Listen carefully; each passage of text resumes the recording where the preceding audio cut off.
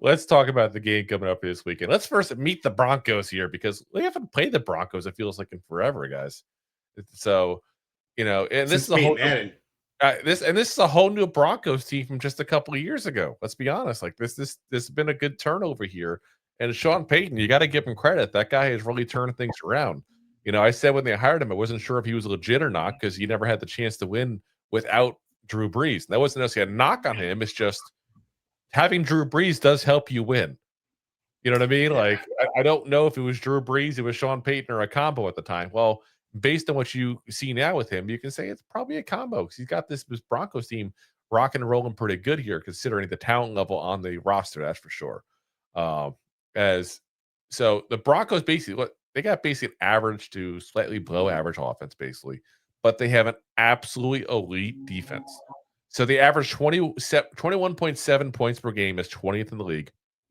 They also average 337 yards per game in offense. That's 15th. Like I said, they're about average.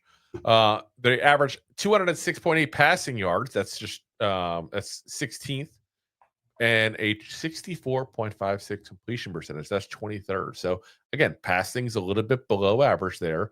They are decent as far as interceptions, giving up interception at 1.94% of passes. That's 17th. They allow almost no sacks, guys. This is going to be a real matchup with our pass rush versus their offensive line there. They're allowing sacks in just 2.83% of passing plays. That's second best in the entire NFL. As this is one of the offensive lines that for some reason doesn't get the credit as one of the elite ones, but they're showing they're showing you they are. Bo Nix in the season, 133 of 206, 1,277 yards, 9 touchdowns, and 4 interceptions. His main receivers, Courtland Sutton, of course, been there a few years now. 27 catches, 382 yards, and 3 touchdowns. Troy Franklin, 24 catches, 250 yards, and a touchdown. And Menzel Mims Jr., 16 catches, 149 yards, and a touchdown. Now at tight end, our old friend. Hello, darkness. My old friend. I've come to drop the football again. Evan Ingram, 17 catches on the season, 137 yards, and 1 touchdown. So definitely not having the season he used to have back in Jacksonville, that's for sure. But let's be honest, we know what he is. He's a good pass catching tight end when he catches the pass. He still has a little bit of oopsie whatsies every so often. But, I unfortunately, his oopsie whatsies he had as a Giant were just at the worst possible time. And that made the fans think he had like the worst hands in the history of the NFL, basically. Pretty much. Oh, you're in the red zone? You're in the end zone? Let's throw it to the tight end. And he drops it. 3rd and 10. I'm open at 12 yards and drop it. Yeah. Like that. It's just, it is what it was. But like, God forbid, it was like 1st and 10, Evan Ingram, 5 yards. Got it. Like, it was always the big times that he dropped it. Like I said, I felt bad for the kid. I really did. I thought it'd change the scenery. Actually would do him well, and it did. Rushing wise, they're 10th at 4.6 yards per carry. They get 130.2 rushing yards per game. That's 7th best in the league. So they are above average, not quite elite, but above average at running the ball. Yes. J.K. Dobbins, 91 carries, 442 yards, 4.9 yards per carry average, and 4 touchdowns. Now, listen, Dobbins has been around for a while, guys. He has never had a year like this to start. Again, it's the offensive line. Offensive line. And that's why I'm stressing. You're dead right where I'm getting at here. The offensive line. I cannot stress how good this offensive line is enough. Rookie RJ Harvey at a UCF, who they drafted much earlier than I expected. He was like the 3rd or 4th running back taken in this draft. He's got 33 carries, 154 yards, and 4.7 yard per carry average. And Bo Nix does do a little bit of run as well. 33 carries, 124 yards, and a touchdown. Yeah, and don't be surprised when Harvey takes over the #1 job towards the end of the year. That's what they're gearing. Yeah, they took him early for a reason. They're gearing him towards that, and this offensive line allows them to make some little mistakes. And this is a team that's more of a quote unquote run first. Yes, but this is also how they started last year. So let's not forget, Bo Nix could ball out. His second half last year is when he put up most of his numbers. They're very conservative with him.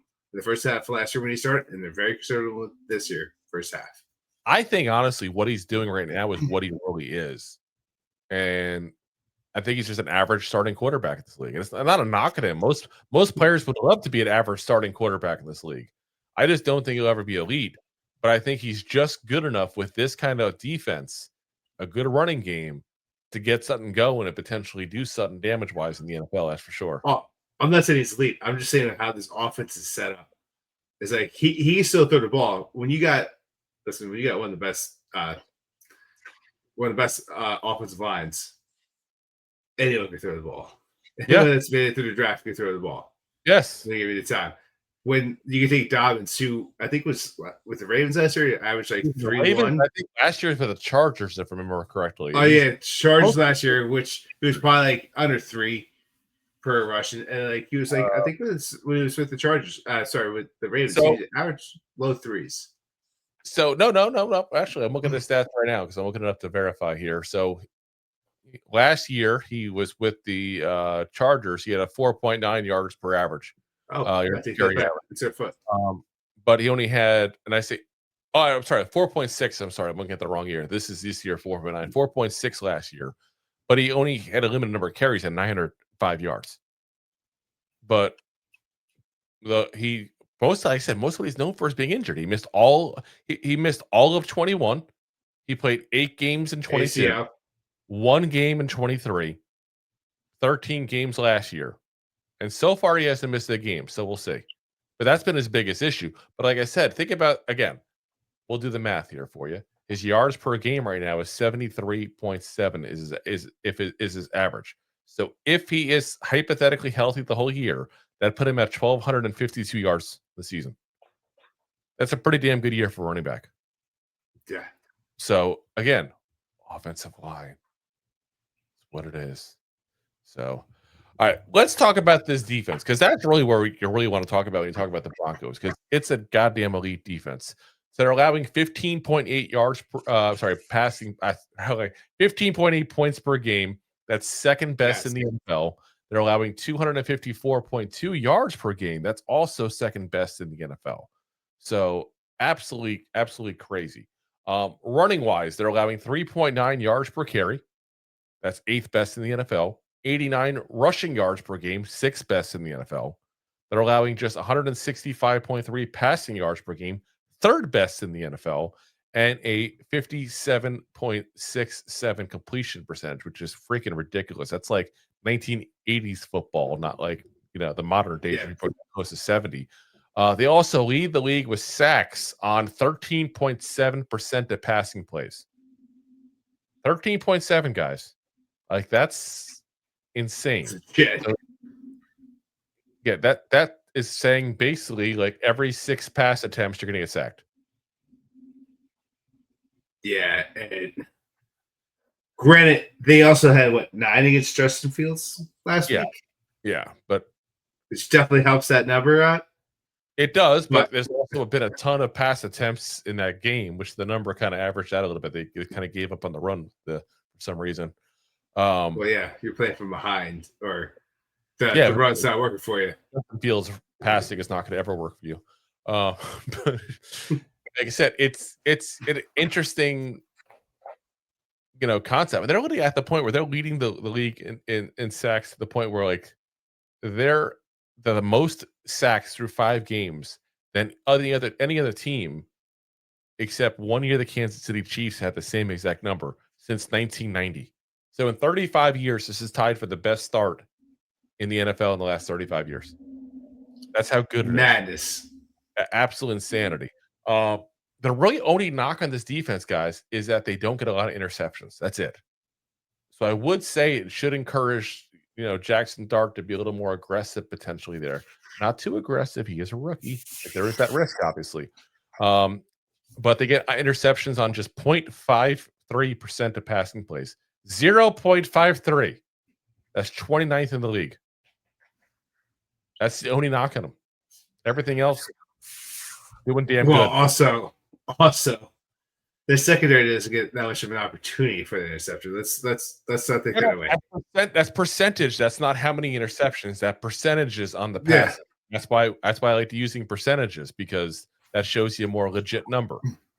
But when you talk about sacks and pressures, like, yeah, there's target 2 with passes and plays, but how off was the pass to the receiver? Was it within receiving?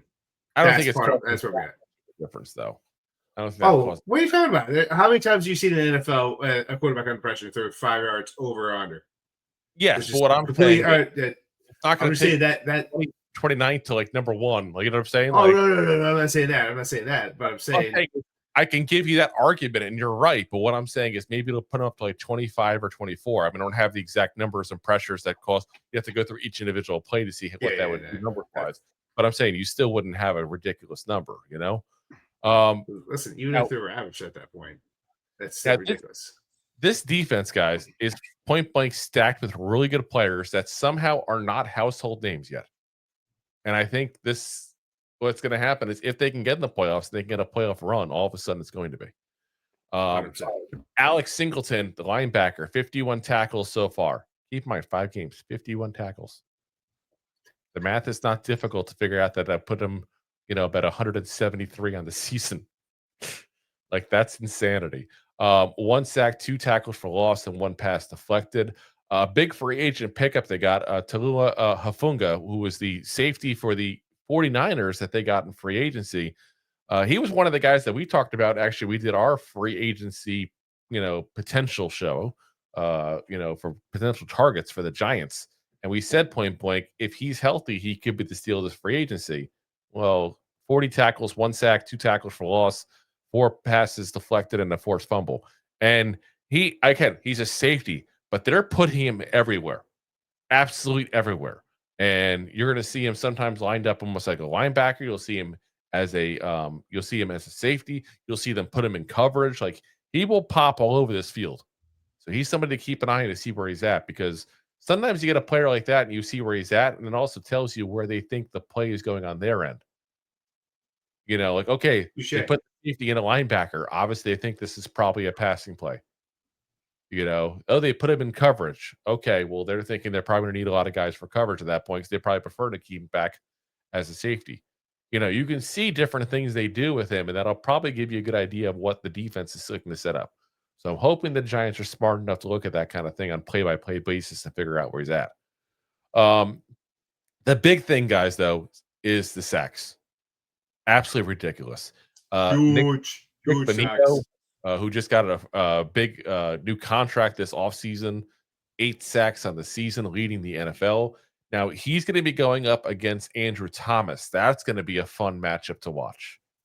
Like, Andrew Thomas has been legit and solidified this offensive line since he's been back. That's going to be interesting to watch. Jonathan Cooper, 4.5 sacks on the season. Justin Strnad, 3.5, and then John Franklin Myers, 3 sacks as well. So they have a lot of guys that are getting to the quarterback at a really high rate there. Like, all of those guys, if you think about it, are on pace to do 10 sacks or more. Crazy. Yeah, it's absolutely insane. You don't typically get that very often. The only guy we have that hangs with that kind of number right now is Brian Burns, who is just below Bonitto at that point, basically. And we wait to brag about our pass rush.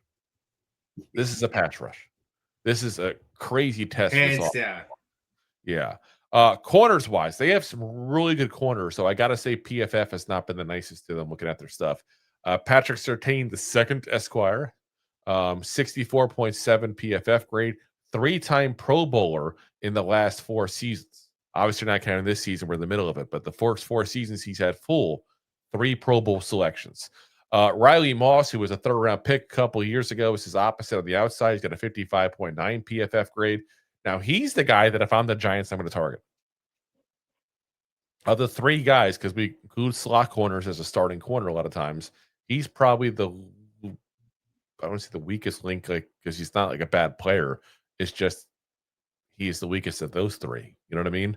Jaquan McMillan is the other guy they have, a corner who's starting. He's a slot corner, 82.6 PFF grade. So that tells you, goddamn, he's doing down coverage there. And if Wan'Dale has problems against him, you may want to move Wan'Dale out of Moss on the outside. Because let's be honest here, we don't know what's going to happen with Slayton still fully. It's a team that, let's be honest, the Giants, that doesn't have a lot of wide receiver options right now. We need Wandale to have a game like he had last week. So you might want to move him out towards Moss a little bit more there, we'll see. It depends on how they want to keep him open there. Put him in the slot and motion him, put him to the outside again during the plays. Do what you got to do. Yeah. Try to confuse that defense. That's what we Yeah. had to. Yeah, and Ace of Spades brings up a very good point, saying he said hard to believe Daniel Jones and the Colts put 29 on them in week 2. I mean, that's been the one game that you go and go, oh, like they put some points up on them. And they put just enough to win even too. So I was going to say they won with by a field goal in that game. No, they won by 1 point, literally 1 point. Yeah, by a field goal, right? It was at the end. Pretty sure, if I remember correctly, it was within a minute. It was, I think, a last-minute field goal. But I mean, you look at what they've done. They got, again, that was the second week, I believe. Yeah, week 2 that was. So Titans scored 12 points against the Broncos, 29 points for the Colts, 23 points for the Chargers. This was prior to all the injuries. Just 3 points to the Bengals, and now 17 points to the Eagles. Now, I will say this. I think some of these numbers are a little bit padded because of who they played. Like, let's be honest, the Titans are a really crappy team, and they have the offense of a Pee Wee football team. Yeah, the Bengals were not playing good. This is post Joe Burrow being out. The Eagles, we saw what we did against the Eagles at that point. The same 17 points. I wouldn't say the Giants are an elite defense. And then this past week, they gave up negative 10 passing yards to the Jets, and the Jets had 11 points.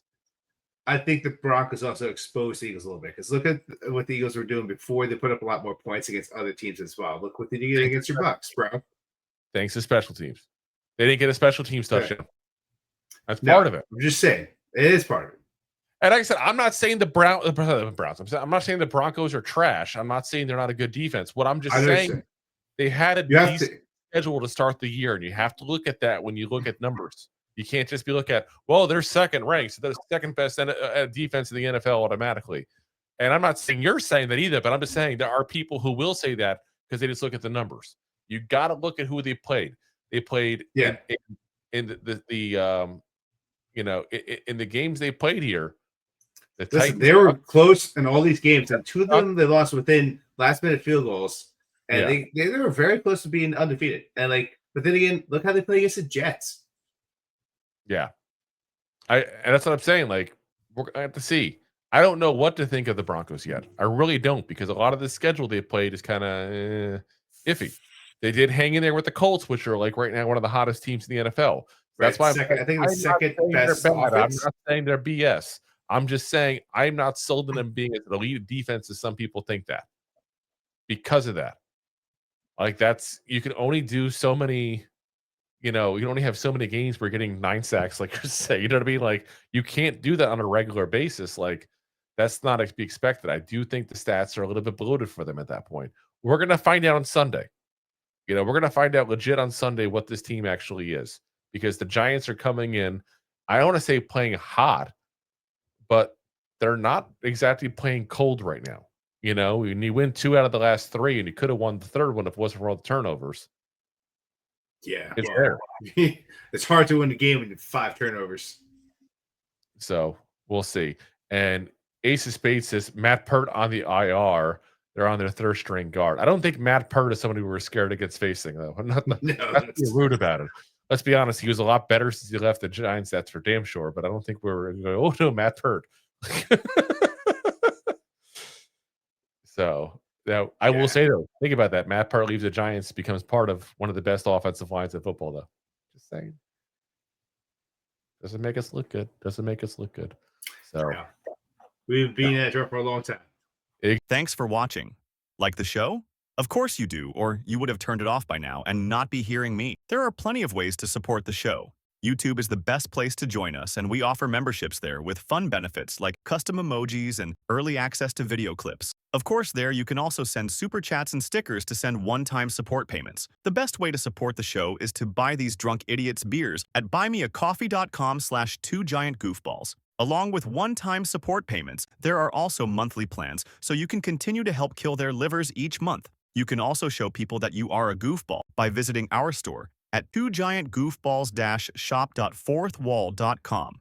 We got everything from shirts, hats, phone cases, funny candles, buttons, stickers, and even a 2 Giant Goofballs towel to dry off your goofballs. Of course, you can always support the show for free by simply hitting the like, subscribe, and share button wherever you are watching or listening to this. Hit the thumbs up on YouTube. Leave a 5-star review on Apple Podcasts. It helps the show tremendously, and quite frankly, the goofballs suck at marketing and need your help to get the word out. Thank you for being part of the Goofball Army and for taking the time out to support the show. If you like that clip, then you will love the full episodes too. Find us on your favorite podcast app and look for us on all your favorite social media platforms. Thanks so much. Please, I'm begging you. Please subscribe.